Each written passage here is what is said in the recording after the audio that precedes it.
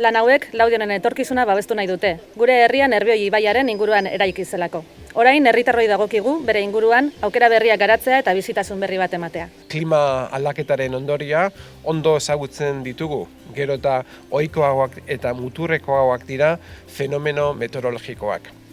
Laudiotarrek ondo dakite euri asko egiten duenean Nerbioi ibaia gainezka doala.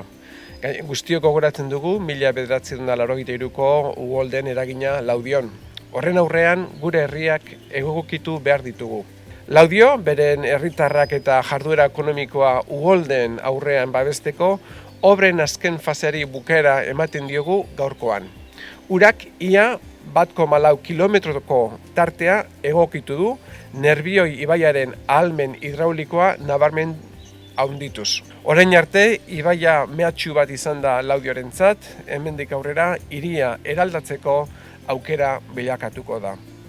Posible izango da, hiri zoru guztia garatzea, etorkizunean garatu nahi diren hiri berrikuntzako prozesuak erraztuz. Etxebizitza, negozio, naturgune eta aisialdirako espazio berriak eraiki ahal izango dira.